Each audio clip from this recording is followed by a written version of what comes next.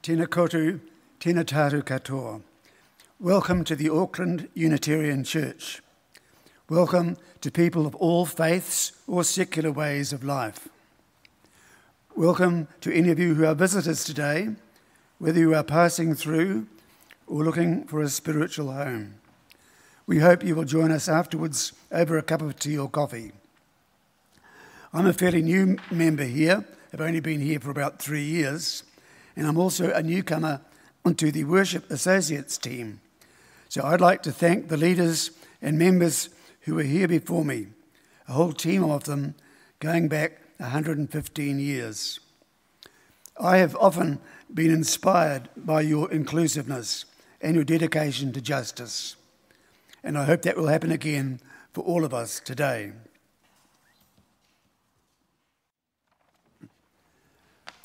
I've chosen some opening words from the Bible, from St. Paul's letter to the Philippians, chapter 4, verses 4 to 9.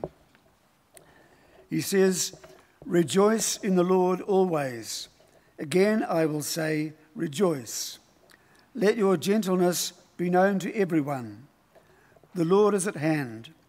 Do not worry about anything, but in everything, by prayer and supplication with thanksgiving, let your requests be made known to God. And the peace of God, which passes all understanding, will guard your hearts and minds. Finally, beloved, whatever is true, whatever is honourable, whatever is just, whatever is pure, whatever is pleasing, whatever is commendable, if there is any excellence and anything worthy of praise, think about these things. Keep on doing the things that you have learned and received and heard and seen in me, and the God of peace will be with you."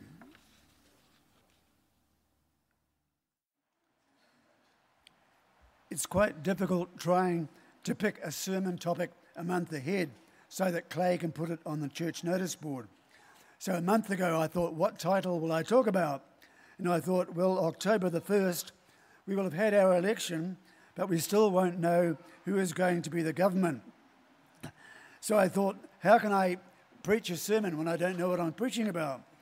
But I thought, well, people are still going to be talking about relentless positivity. And whether relentless positivity at a nail-biting time like this is a good idea or not. So that is my topic, relentless positivity, the pros and the cons of it. I first want to say that it's not a new idea. It has been around for several thousand years.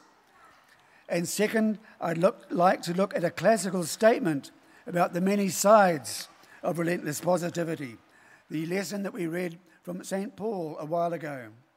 And lastly, I would like to say there are problems with relentless positivity. It can fix some problems, but it cannot fix all of them.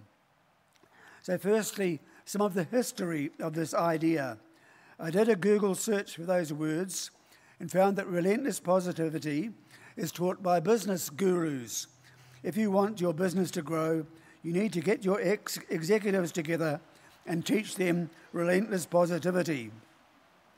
It has also been used by church leaders. I found a book for pastors about relentless positivity, written in 2015. Just 2 weeks ago, I found there was a Baptist minister in Auckland who beat me to the gun by preaching a sermon about relentless positivity. And he said that Jesus was relentlessly positive because he could walk on water. Another example was a concentration camp survivor, Viktor Frankl, in the Second World War. He became a psychotherapist because of the experience that happened to him while he was in a concentration camp. He was with a crowd of prisoners being driven from one building to another, and they were being whipped so hard that some of them were falling over and unable to get up off the ground.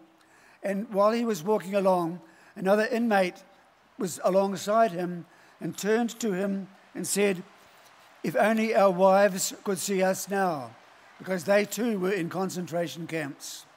And Viktor Frankl turned around and looked at this man, and he said to him, I have the same source of comfort.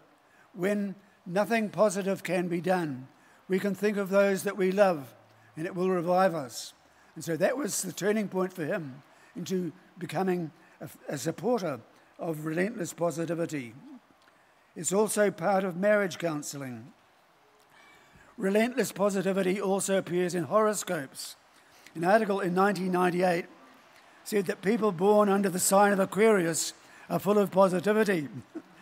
So that may be encouraging to you if you were born between the 20th of January and the 18th of February, but unfortunately is not so good for the rest of us. A Jewish writer wrote a book about 3,000 years of Jewish thought, and he said it was about relentless positivity.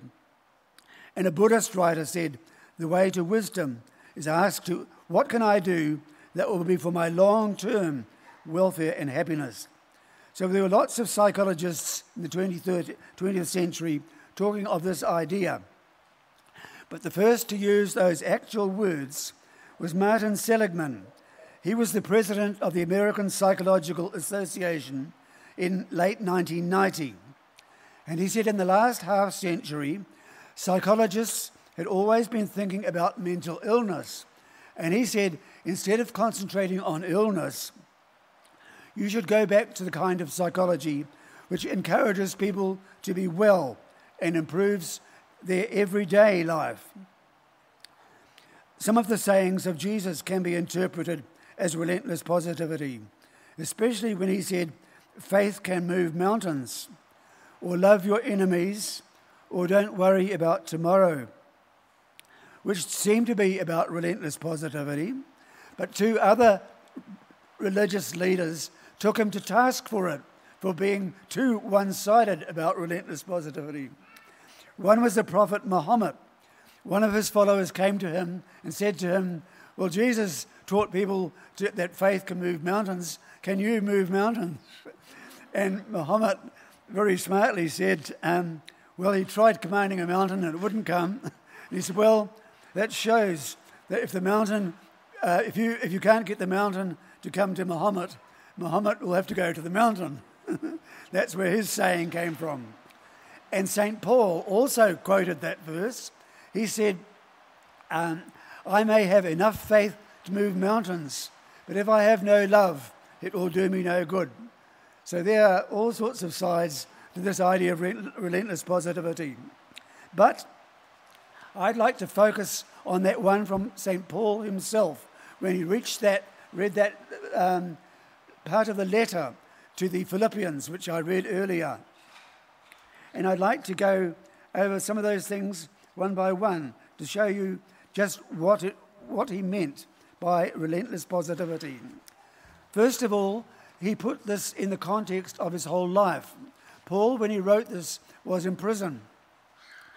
But he said he was, in this letter, he said he was happy to be in prison because even there he was able to preach the gospel. He was not in a jail, he was in house arrest, he could take visitors, and he was presenting the gospel in Rome, which had been his ambition for many years, and he didn't think he would do it in custody. And he was quite happy also that he had led many other people to start talking about the gospel, and many of them, he said, preach it from very bad motives. But he said he didn't even mind people preaching it from bad motives, because that made people talk about the gospel all the more. And he was especially encouraged by the people of Philippi, and that was why he was writing to them. He said, I'm writing because even though I'm in prison, I'm very grateful for all the support that you give me and all the good things that you are doing. And he didn't gloss over the negative things about that church. There were some of them who were becoming materialists and only worried about their own comfort. And he said, you should learn to be more unselfish. And in particular, he mentions two women called Euodia and Syntyche, who were both good workers in the church and both respected him, but could not stand each other, always tearing strips of each other. And he said, I beg Euodia and Syntyche to learn to speak to each other. And he said, the person writing, who's carrying his letter, please will you talk to those two women and help them. So that is the context. And it was straight after talking to those about these two women who could not make peace. He then moved in to this famous passage about positivity. He said, for instance, "May you be known for gentleness." Now that's what those two women needed to learn. So he was talking a positive step for them would be to care about other people. Example number 2, Paul said, "Do not be anxious." Well, how can you stop being anxious? And Paul answers that. He said, if you have concerns, take everything into prayer. Let your requests be made known. And he said that when you pray and when you share your concerns about yourself, the peace of God, which passes all understanding, will guard your hearts and minds. Now that applies even to people who don't believe in prayer. It's exactly what we're doing with our candle lighting ceremony. We are sharing our joys and concerns together. And as we share them, it builds up. We build each other up and support them in their positive thinking. His 4th example is positive thoughts. Whatever is true, whatever is honourable, whatever is just, if there is any excellence, think about these things, and it will be helpful. And those words, which are quite famous on their own right, were seized on by one of the most bitter people I've ever heard of, Christopher Hitchens, a famous atheist, and he had no time for Christianity whatever, but when his father died, he chose those words from St. Paul of thinking of positive things as his father's funeral lesson. So it's amazing how relentless positivity can be and how helpful it can be. What are some of the dangers in positive thinking? Well, here are some of them. One is that when you try to impose your happiness on someone else who is depressed and say, cheer up, this just shows your own lack of empathy. People who are down need to take their own steps out of depression. In fact, there's a passage in the book of Proverbs about this. It says if somebody gets up early in the morning and starts singing praises, they will be counted as cursing. So there's a time to be positive and a time to listen to other people. Another problem is that problems require not just positive thinking, they also require critical thinking. But even critical thinking has its positive side. I went to a university lecture series on critical thinking with my wife Marion, and the lesson I found most helpful was what he called the principle of charity. And he says that when you are arguing with somebody, you should not try and denigrate the other person and put them down. If they say something that is wrong, instead of saying, "Ha, gotcha," you should say, "Now, are you sure that's what you really meant?" And maybe they will modify what they said.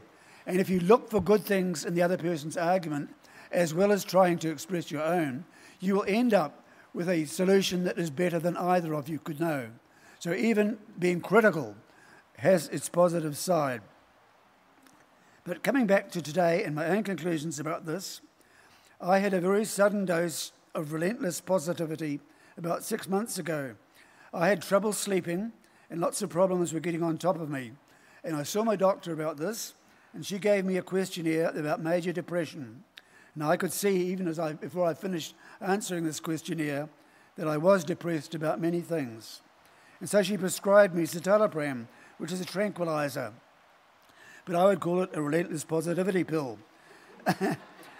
Because it takes the hormone serotonin, which is a natural part of our adjustment to life, and makes us come up and focus on things, and it makes it last longer. It doesn't create more serotonin, just makes the serotonin in your mind more enduring. And the surprising thing to me, after taking this medication for about a month, how many parts of my life changed. It changed because I stopped worrying about my workload. I would say, okay, I can do this, I can't do that. I was not so worried about people. I've always been a bit scared of critical people. I started to speak more openly with them and found it was not so bad. All sorts of things happen. Some dangers with it as well. I started catching myself not paying attention to my driving. and sometimes I think I may have made errors of judgment from being too cheerful. In fact, that might be why we're getting sued. We were enjoying too much criticising Bible in schools. So summing it up, relentless positivity is valuable. It is not an answer to everything. In psychology, which I studied for about 10 years as part of writing a book, I was surprised to find that for all the kinds of behaviour that psychology talks about, they all have a number of different causes that can occur to them. So, for instance, in depression, one person may be depressed because they are afraid of their lack of talents. Another person may be depressed because their work is getting on top of them. Another person may be depressed because of bereavement. So to assume that all these people are the same would be wrong. And similarly with faults, some people can be happy because they are getting on top of others and able to boss them round. Other people are happy when they cause pain, and many of those people end up in jail for it. So there are many different things. So relentless positivity is good, but it is not a medicine for everybody at every time. It is not a cure-all, but it is basically a good thing that we could do with some more of. I've written a hymn about relentless positivity, which I hope you enjoy, but I hope it won't be too positive for some people.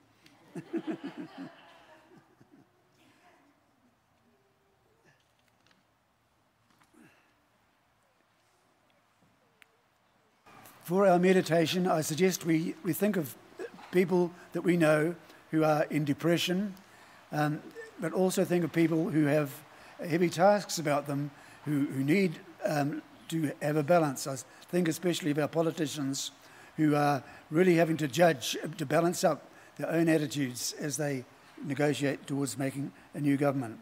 So let's spend a few minutes in silence thinking of these things.